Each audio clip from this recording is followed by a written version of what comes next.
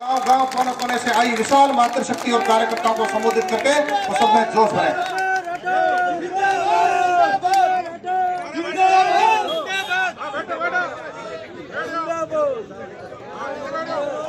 आज की इस जन आक्रोश रैली में मंच पर विराजे भारतीय जनता पार्टी के परिवार की इस सरहदी इलाके के अंदर अगुवाई करने वाले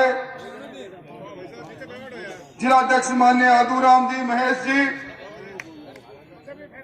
और अभी अभी जो जज्बाती भाषण आपने सुना, हिंदुस्तान की सबसे बड़ी पंचायत में इस इलाके का प्रतिनिधित्व करने वाले राजस्थान के किसानों के गौरव आपके लोक लाडले सांसद भाई कैलाश जी बरसों वर्ष राजस्थान की राजनीति में, विधानसभा में मेरे साथ रहे। अब राज्यसभा के अंदर सदस्य और संगठन के अंदर हमारे प्रभारी गहलोत साहब, आपके एकमात्र परंतु कहूं कि एक सवा लाख के बराबर है ऐसे विधायक अमीर सिंह जी, किसान नेता अमराराम जी, भाई के बिश्नोई, बहन प्रियंका खमान जी, खेताराम जी, दिलीप जी, और इस रैली में मेरे सामने विराजे इस सरहदी इलाके के गांव गांव, ढाणी ढाणी से आए हुए मोतियों से महंगे किसान भाइयों, बड़ी संख्या में विराजी शक्ति सुनो माता और बहनों, आप सबने सुनी। अभी जब मैं मंच की तरफ बढ़ रहा था, इस जिला मुख्यालय में बड़े बड़े होल्डिंग पर मेरी निगाह पड़ी। गहलोत साहब अपनी सरकार के 3 साल पूरे कर रहे हैं।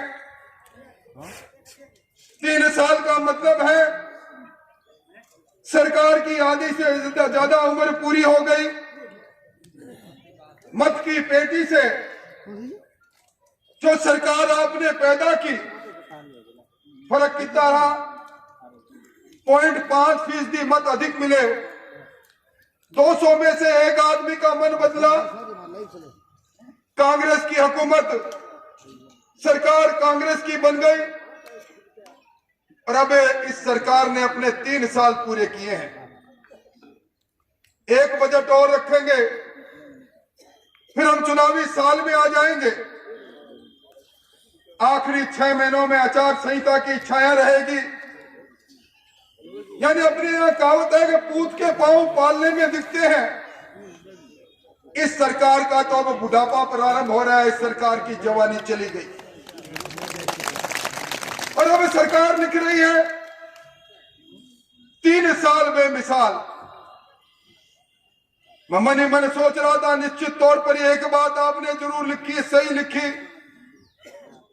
ये 3 साल बेमिसाल ही रहे। इस राजस्थान के अंदर, राजस्थान के आगोश में जो इतिहास छिपा है, जिसमें कण कण में मान मर्यादा की कहानी छिपी है, दुनिया भर का पर्यटक इसको शांति प्रिय राज्य मानते हुए दौड़ के चला आता था। मैं नहीं कह रहा, नेशनल क्राइम ब्यूरो की रिपोर्ट ये कह रही है। जो सरकार के पास आंकड़े, अपराधों के आंकड़े राजस्थान की सरकार ने केंद्र में भेजे, पूरे विश्लेषण के बाद जो बात कही वो निश्चित तौर पर गहलोत साहब आपकी सरकार ने 3 साल में बेमिसाली की। सजदे जाऊं आपको मैं, 2 साल लगातार महिला दुष्कर्म के अंदर आप पहले पायदान पर हो। ये बेमिसाल काम आपने किया। सुबह से शाम होती है, राजस्थान के किसी न किसी कोने में एक तो नहीं 15 अबलाओं की इज्जत लूटी जाती है। सुबह से शाम होती है, राजस्थान के अंदर गहलोत साहब, आपका दिया हुआ पुलिस का प्रतिवेदन का मैं कागज देख रहा था। वो कागज ये कहता है कि आपके यहां 31 नवंबर तक 1660 लोगों की हत्याएं हुई है। ये पुलिस प्रतिवेदन, इसके आंकड़े जब मैं जोड़कर देखता हूं, कोई दिन ऐसा नहीं जाता राजस्थान की धरती पर 7 अबलाएं अपना सिंदूर पूछने के लिए मजबूर होती है। वाह, ये सरकार बेमिसाल नहीं तो क्या है। निश्चित तौर पर यह सरकार बेमिसाल ही तो है। ये 3 साल बेमिसाल ही तो रहे। राजस्थान के अंदर जिस अनुसूचित जाति और जनजाति के लोगों ने आपके इस कांग्रेस के पौधे को वोट देते देते वटवृक्ष बना दिया, या आज क्या हालात में जी रहे हैं। राजस्थान के अंदर, पूरे हिंदुस्तान के अंदर अनुसूचित जाति पर जो अत्याचार हुआ, राजस्थान दूसरी पायदान पर खड़ा है। आज बच्चों की तस्करी के अंदर राजस्थान पहली पायदान पर खड़ा है। आज साइबर क्राइम के अंदर राजस्थान पहली पायदान पर खड़ा है। ये राजस्थान की सरकार बेमिसाल नहीं तो क्या है। गहलोत साहब, ये आपके आंकड़े क्या कह रहे हैं। अभी आप सब लोगों ने समाचार पत्र में एक रिपोर्ट पढ़ी होगी, इंटरनेशनल ट्रांसपेरेंसी की रिपोर्ट। इस मुल्क में कौन कौन से राज्य में कितना कितना भ्रष्टाचार है। ये रिपोर्ट मेरी रिपोर्ट नहीं, वो रिपोर्ट ये कहती है कि राजस्थान में सर्वाधिक भ्रष्टाचार है। रिपोर्ट ने कहा कि इस राजस्थान में 64% लोगों ने कहा कि मेरा सरकार से काम पड़ा, मुझे सुविधा शुल्क देना पड़ा। किस प्रकार की सरकार, ये बेमिसाली सरकार है।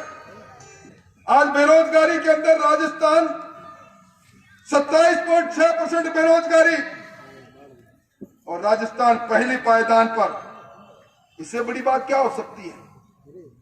और अभी आपने आज देखा होगा, राजस्थान में पंचायत राज संस्थाओं के चुनाव में कांग्रेस का खेल भी 12 में देखा होगा।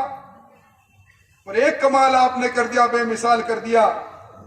यहां मंच पर बैठे अमरा राम जी और दूसरे लोग जो पंचायत राज संस्थाओं के माध्यम से अपनी राजनीति की अगली सीढ़ी पर चढ़े थे, कभी आपने सुना 2-2 साल लगातार चुनाव हो जाए।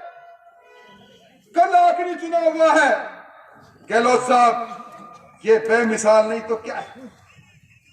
आज जिस बिजली का जिक्र भी कैलाश जी कर रहे थे, कैलाश जी, बिजली के बिल में आपने करंट की बात कही।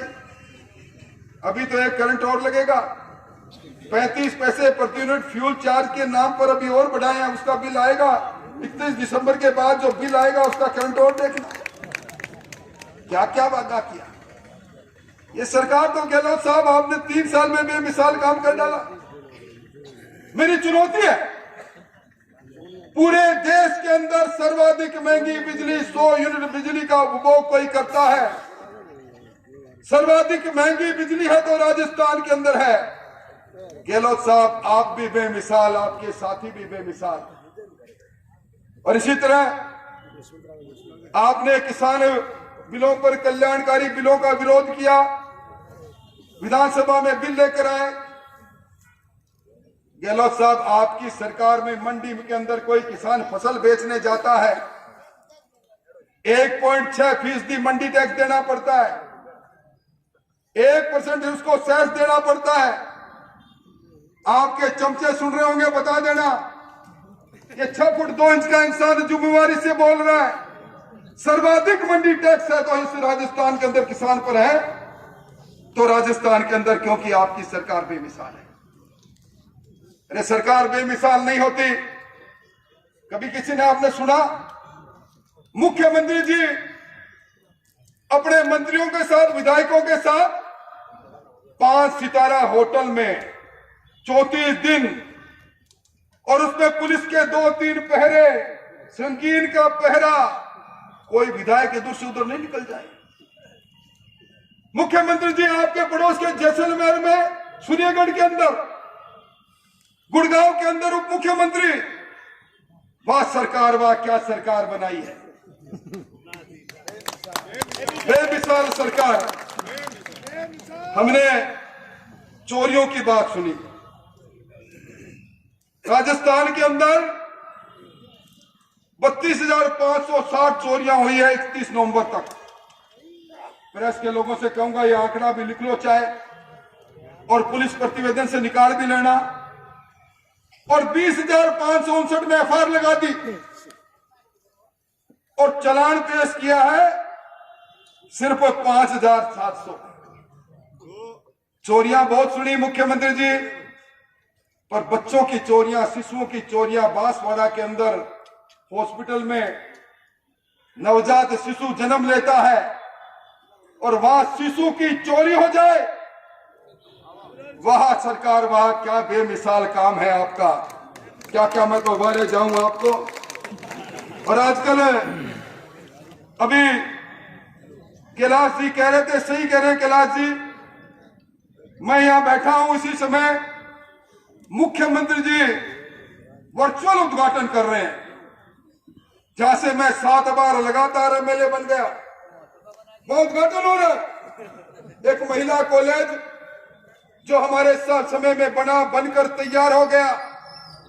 कोने पर मेरे नाम की पट्टिका लगी है, और मुख्यमंत्री जी आजकल पट्टिका लगाओ, खेल बड़ा जोरदार खेल रहे हैं। बेमिसाल है, क्योंकि एक दो नहीं 13,446 करोड़ के काम का शिलान्यास भी करेंगे, उद्घाटन भी करेंगे। मुख्यमंत्री जी, मैं कल आपके इलाके में प्रेस कॉन्फ्रेंस करके आया हूं। आपने बजट के अंदर अपने शहर के लिए 41 घोषणाएं की, मैं वहां प्रेस को बता कर आया हूं, एक के बाद एक कहकर आया हूं। आज उन 41 घोषणा में आपकी 22 घोषणा का आता पता नहीं। 400 करोड़ की डिजिटल यूनिवर्सिटी, वहां एक फैकल्टी को इंजीनियरिंग विश्वविद्यालय, एक मारवाड़ इंडस्ट्रियल क्लस्टर 960 करोड़ का, सारी जोड़ू तो 10,000 करोड़ से ज्यादा की घोषणाएं। मुख्यमंत्री जी, जिस इलाके ने आपको चुनकर राजस्थान की विधानसभा में भेजा, आप उसके साथ भी सच्चाई से नहीं तो राजस्थान के अवाम के साथ क्या सच्चाई से होंगे। अभी जब हम सर्किट हाउस में थे, कुछ लोग मिलने आए, हमने कहा कि कमरा छोटा है, चलो हॉल में चलते हैं। दौड़ के एक दिन आया, हॉल की तरफ मत जाना। मैंने कहा क्यों, क्या बात होगी, तुम्हें बिच्छू से क्यों काटा? सीबीआई की टीम बैठी है। सीबीआई की टीम क्यों बैठी है? कि वो आपने वो कमलेश प्रजापति का वो आपने वीडियो देखा, एक नौजवान चलता जा रहा है और उसके बाद धाएं धाएं की आवाज करके नौजवान को घसीट कर पीछे डाल रहे हैं। ये शक की सुई कहां से कहां तक जा रही है? ये शक की सुई सारी बात बयां करती है। अभी मुझसे पहले यहां बात चली, अमर गोदारा की लेकर बात चली। एक आरटीआई एक्टिविस्ट अपनी बात कहता है, हमला होता है, हमलावर का हौसला देखिए। हमने देखा है कोई आदमी अगर किसी के प्रति गुस्सा है तो पिटाई करता है, उठा के ले जाते हैं और पैरों के अंदर ईसा मसीह को जिस प्रकार लटकाया गया था उस तरह कीले ठोकते हैं। कौन है इनके पीछे? वो असली किरदार क्यों बाहर है? ये आक्रोश रैली आक्रोशित होकर, एसपी साहब मेरी आवाज सुन रहे हो, आपसे सवाल कर रही है। असली किरदार को बचाने के लिए आपकी ये चाल अगर आपने इसी तरह चली तो मजबूर होकर दोबारा हम कैलाश जी को कहेंगे ऐलान करो, और आपके कार्यालय में आपको बैठने नहीं देंगे। क्योंकि आपको याद होगा जगदीश की घटना, 1 साल पहले की घटना, वो भी आईटी एक्टिविस्ट था, टाइपिस्ट था, और उसको भी पचपदरा के अंदर जिस प्रकार पुलिस कस्टडी में मौत दी गई, बदले के अंदर आपने उस समय के थानेदार को निलंबित कर दिया। एक सवाल इस बात का है कि जब आपने थानेदार को निलंबित किया, फिर 302 के अंदर थानेदार की गिरफ्तारी क्यों नहीं? कब तक बचाओगे आप? कब तक बचाओगे? वाह बेमिसाल क्या कहना। मुझे एक चीज की बड़ी तकलीफ है। मैंने राजा हरिश्चंद्र जी का कहानी बचपन में पढ़ी। सत्य पर चलने वाला वो नाम अपना राजकाज चला गया, शमशान भूमि में जाकर पहरेदार की भूमिका में आ गया। पर साच को आंच नहीं भाई, एक नाम आपके भी है, हरीश जी का है। अब दोनों हरीश के अंदर क्या अंतर है? रिफाइनरी ने काला सोना उगला या नहीं उगला, पर ये पीतल से ज्यादा चमकता हुआ सोना, चमकते दमकते नोट किसकी तिजोरी में किस तेजी से जा रहे हैं, मंच पर बैठे लोगों को सब मालूम है। मैं समझता हूं, वो कहते ना, ये जनता है, ये सब जानती है, इसीलिए आप बेमिसाल हैं। अभी मुझसे पहले काफी बात हो गई। अभी कहा गया कि लूट मचा रखी है सत्ता के नुमाइंदों ने। आज इस राजस्थान के अंदर कोई ऐसा विधायक नहीं है और कोई कांग्रेस का धराशायी विधायक नहीं है जो अपने आप को मिनी मुख्यमंत्री नहीं माने। मैं पहली बार देख रहा हूं, थाना कचहरी को नीलाम होते देख रहा हूं। बड़े सो पाओ, ये जो रोज आपके सचो बदलते हैं ना भाई, ये यूं ही नहीं बदलते। बड़े सो पाओ, दूसरा आ गया उसको करो, ये सारी बातें आज हमारे सामने हैं। अभी महंगाई की रैली इन्होंने की। मैं अमीर सिंह जी आपको धन्यवाद देना चाहूंगा, आपने हिंदू और हिंदुत्व की व्याख्या कर डाली। राजकुमार जी आए थे, कुछ ना कुछ ऐसी बात कह जाते हैं जिसका ना और है ना छोर है। सरकार चूंकि बेमिसाल है, अब खुद भी अपने आप में माशाअल्लाह क्या कहूं मैं, कितने बेमिसाल हूं। हिंदुत्व हिंदुत्ववादी। अरे 2005 के कॉन्स्टिट्यूशनल बेंच के सुप्रीम कोर्ट के फैसले को तो देख लेते, क्या व्याख्या करते हो?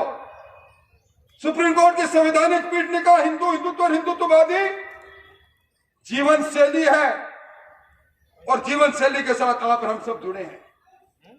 अगर राहुल जी आपकी बात को मान लिया जाए तो इस हिंदुस्तान में कोई बचेगा नहीं जो आपके द्वारा की दी गई परिभाषा के अनुसार धोखेबाज नहीं होगा, अवसरवादी नहीं होगा, आतंकवादी नहीं होगा, झूठ बोलने वाला नहीं होगा।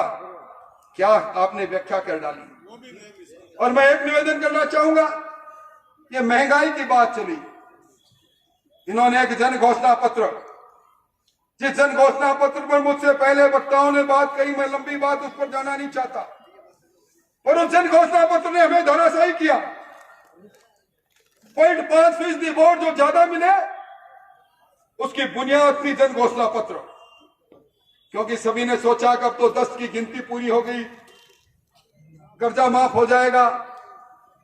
गहलोत साहब, इस कर्जे माफी पर राजस्थान की विधानसभा में बहस चल रही थी। अमीर सिंह जी को याद होगा, मैंने खड़े होकर कहा कि आपने कर्जा माफ किया नहीं किया छोड़ो, पर यह बता दो 31 मार्च 2018 की कट ऑफ तारीख तक राजस्थान के किसान पर कुल कितना कर्जा था? बोले 99,996 करोड़ रुपए, और कर्जा माफ कितना हुआ?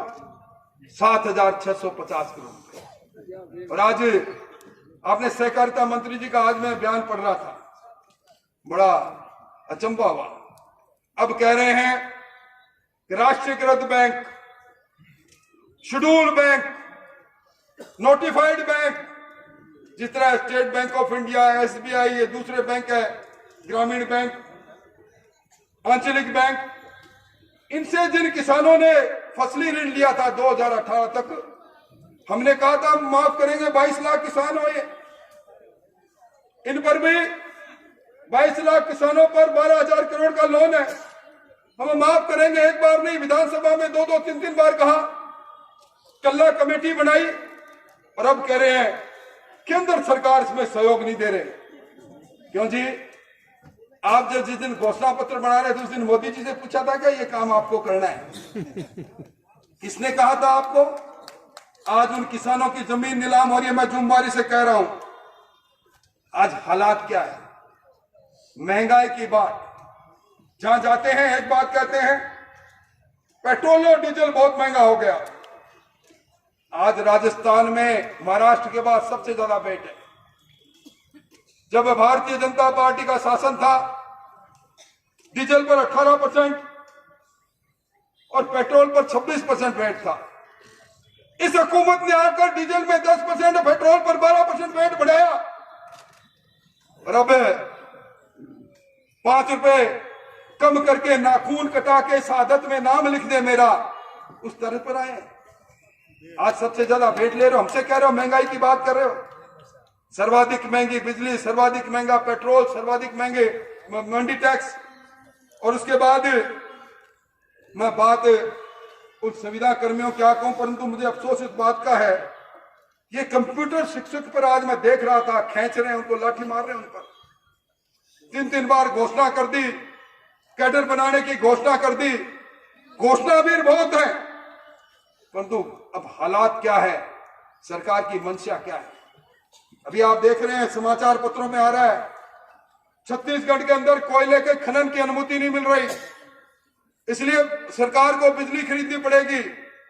भाइयों, बिजली के अंदर जो चांदी कूट रही है सरकार, कोयला कम, कोयला नहीं, कोयला उत्पादक कंपनियों को पैसा नहीं दिया आपने, उस पर कोयला कंपनियों ने पैसा नहीं दिया तो आपने थर्मल पावर बंद कर दिए। और उसके बाद जो 4 रुपए 56 पैसे प्रति यूनिट में बिजली थर्मल पावर प्रोजेक्ट पूरा उत्पादन करता था, उसकी जगह पर आपने 16 रुपए 20 रुपए बिजली खरीदी, वो भी 13,000 करोड़ की प्राइवेट लोगों से। निजी विद्युत उत्पादन करता है उसे महंगी बिजली खरीद कर चांदी कूटने का काम किया। ये सारा का सारा उपभोक्ता पर आएगा। और मैं समझता हूं इन सारी चीजों का एक ही बात, अभी बाजरी की बात मैं कहना नहीं चाहूंगा, पर मुझे इस मंच पर खड़े होकर आपके एमपी साहब को, आपके केंद्र के राज्य मंत्री को धन्यवाद देने में मैं संकोच नहीं करूंगा। पहला राज्य हिंदुस्तान सरकार का मंत्री राजस्थान सरकार को लिख रहा है, हे सरकार चेतो, राजस्थान का सर्वाधिक उत्पादक करता बाजरे को पैदा करता है, एक पत्र लिख दो। केंद्र में मैं बैठा हूं, एमएसपी 2250 रुपए तय हो गई, एक पत्र लिख दो। हमारा किसान लुट रहा है, पिट रहा है, पर ये निरंकुश सरकार ने कोई पत्र नहीं लिखा। ये सारी बातें हमारे सामने हैं। और आज कितनी बड़ी बात, प्रशासन गांव के संग, अभी अधिकारियों से बात करते हैं क्या हुआ, और आपके यहाँ तो एक जोरदारी काम हो रहा है। ये जो 59A के अंदर जो 500 रुपए में पट्टा, ये प्रियंका जी 10,000 का क्या मामला है, काय का विकास शुल्क है? बाड़मेर नगर परिषद किस बात की ले रही है? ये मेवाराम टैक्स 10,000 रुपया मेवाराम टैक्स हो गया। अडानी टैक्स के नाम पर 5 रुपए प्रति यूनिट बिजली के हम दे रहे हैं, ये 10,000 रुपए मेवाराम टैक्स है। भाई ये मेवाराम जी तो सामने आके ले रहे हैं, हरीश जी का टैक्स तो थोड़ा पता नहीं लगता अपने को क्या हो रहा है, समझ में नहीं आ रहा। अभी शिक्षक दिवस पर जो नजारा हुआ मैंने कभी नहीं देखा। मुख्यमंत्री जी ने पूछ लिया शिक्षकों को, देखो मेरी सरकार में कैसा काम कर रहा है मेरा संगठन का मुखिया जो प्रदेश पीसीसी के हैं, एक पैसा भी देना पड़ा। मैंने खड़े होते देखा, भाई कोई बात कहते हैं खड़े होकर नहीं कहते हैं, वो कुर्सी पर उचक के सारे शिक्षक खड़े हुए, हाँ दिया है, हाँ दिया है, हाँ दिया है। ये बेमिसाल नहीं तो क्या है। और शिक्षा मंत्री जी आपने तो कमाल ही किया है, आपके बच्चा भी आ रहे हैं, आपकी बहू भी आ रहे हैं, आपके समधी के बेटे बेटियां सब क्या क्या बात करें। और इस सब के बीच में मैं तो यही कहूंगा, अब चर्चा करें तो आप में मैंने किसी ने मांग नहीं की थी कि प्रधानमंत्री सम्मान निधि की मांग आज राजस्थान के अंदर 67 लाख किसानों के खाते में अब तक 1402 करोड़ रुपए पहुंच गए। किसने मांग की? किसी ने मांग नहीं की, पर किसान की सम्मान के लिए किसी ने मांग नहीं की। 2024 तक कोई गरीब ऐसा बचा नहीं जिसके सर पर छत नहीं हो। मुझे गर्व है, मैं पंचायत राज मंत्री था, हमने बांसवाड़ा से उस काम को प्रारंभ किया। 13 लाख के लगभग हमने मकान स्वीकृत किए और इस सरकार ने आकर 2,80,000 मकान प्रधानमंत्री आवास योजना के बंद इसलिए कर दिए कि सरकार ने 40% पैसा दिया नहीं। आज प्रधानमंत्री फसल बीमा योजना में आज राजस्थान के अंदर 2019-20 और 2020-21 के खरीफ और रबी के लाखों किसानों का मुआवजा बाकी है, क्योंकि राजस्थान के किसान उस फसल बीमा में अपना हिस्सा देता नहीं। आज आयुष्मान योजना को विकृत करके चिरंजीवी योजना बना डाली। इस प्रकार पहले भामाशाह योजना चौराहे फूटता है। और मैं दावे के साथ कहता हूं, इस सरहदी इलाके के अंदर आपकी ये उपस्थिति, आपकी ये तन्मयता निश्चित तौर पर कांग्रेस की हुकूमत में के ताबूत में आखिरी कील ठोकने का काम करेगी। और इस सरकार ने जिस प्रकार का अपने आप को बेमिसाल बताने में, जो विज्ञापनों की होड़ में सरकार के धन का 120 करोड़ रुपए खर्च कर रही है, मैं समझता हूं और मैं प्रशासन में बैठे लोगों को भी कहना चाहूंगा, बहुत हो गई भाई, समय का चक्र घूम रहा है। और आज देख लेना, समय का चक्र के साथ वो समय आएगा जिस तरह पहले हम कहा करते थे, चेचक का रोगी बताओ 1,000 रुपया इनाम पाओ, उसी तरह हम द्वार पर लिख देना कांग्रेस का विधायक बताओ और 1 लाख का इनाम पाओ। इस राजस्थान से कांग्रेस का नस्तनबूत होना निश्चित है, सुनिश्चित है। अंत में आप सबका स्वागत करते हुए आज पहली बार इस सरहदी इलाके के अंदर शक्ति चुरा माताओं बहनों मैं आपका रूप देख रहा हूं। और जिस दिन माताओं के पैर बाहर निकलते हैं, निश्चित तौर पर क्रांति आती है। और अभी मुझे कहा कि रीट के बारे में कहो, मैंने कहा ये सरकार वीक है, पेपर लीक है। इस रीट की बात ही क्या करें भाई। या तो शिक्षा मंत्री जी जब उनको चिंता ही अपनी अपनी कुनबे की रही, दो दूसरे की चिंता क्यों करेगा। कभी वो नौजवान सर मुंडा रहा है, कभी लखनऊ में जाकर कहा, हे प्रियंका कम से कम तुम तो हमारी सुनो मां, वो कांग्रेस के लोगों के तंबई लोगों से मार खा रहा है। ये नौजवान का यह आक्रोश जब फूटेगा तो निश्चित तौर पर इस कांग्रेस को ले डूबेगा।